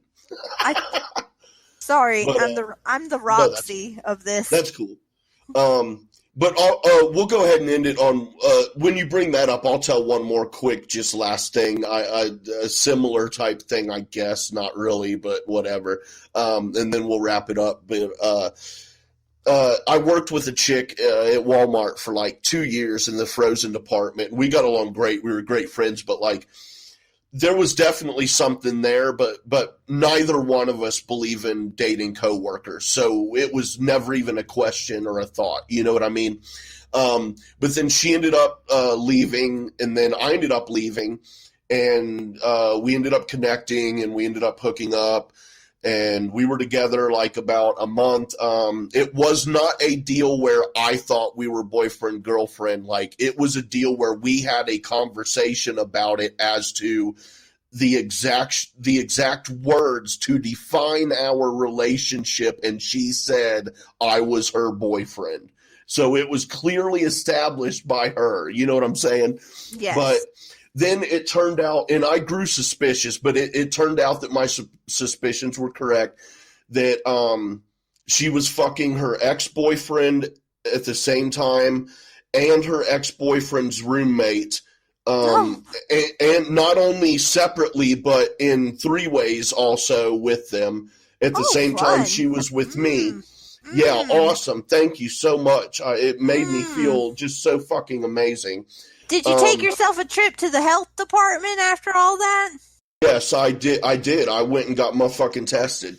But no, then when she came to break up with me, which I found hysterical. At that point, did you already know?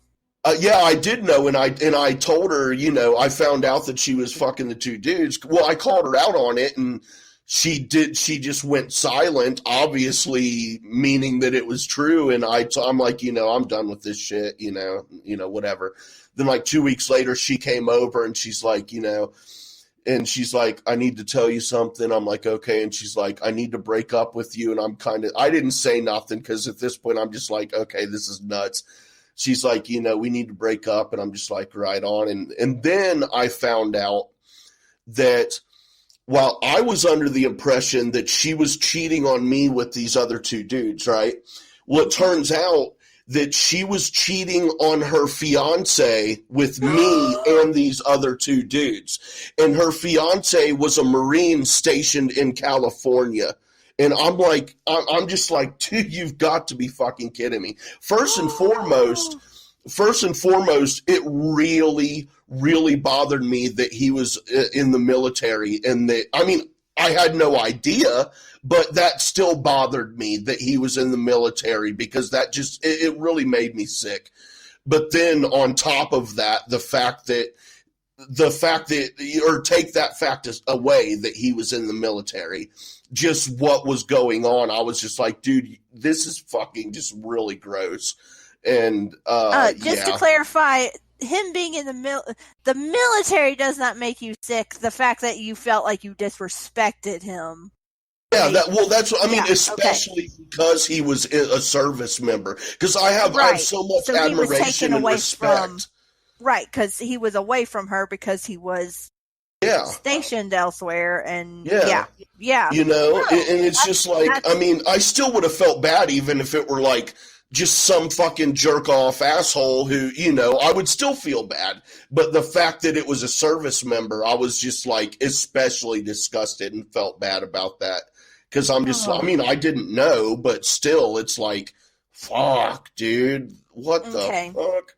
But yeah, so there's that. I have to take something back that I said earlier today, which is earlier I informed you that I believe that Jeff Snyder is the definition of a twat waffle, but I think this chick might be the definition of a twat waffle. Oh my gosh. Yeah. I tried to write a song about her. I've written a song about a few girls, and my songs are explicit and in depth. Like, not like I don't hold back, dude. There's stories and I don't hold back. Like the one chick who told me that shit, I wrote 3 songs about different times that she had treated me like shit and done fucked up shit because she was just a lousy drunk, So I don't have a problem calling people out. And I wanted to write a song about her, and I wanted to call it Port Liz. And the chorus would be basically, the punchline of the chorus would be, I ain't never coming in Port Liz again. Oh my gosh. But I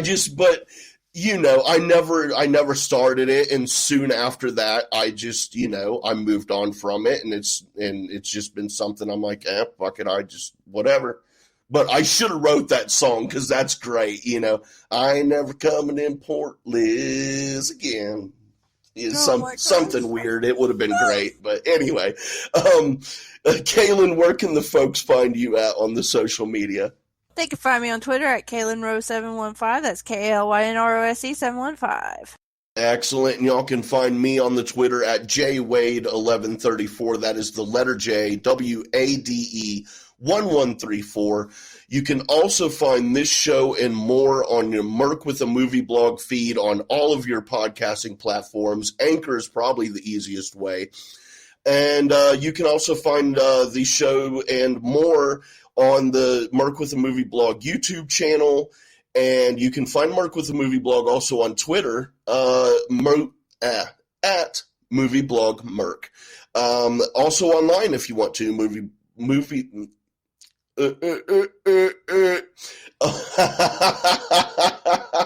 like in the last 30 seconds, you know what I mean, Kalyn? It's awesome. Or you can go online if you want to check out some articles and some other stuff at mercwithamovieblog.com. We'll go ahead and keep that in. Thanks for joining us, everybody, for this SEN Live After Show, and have a great weekend. Be safe out there.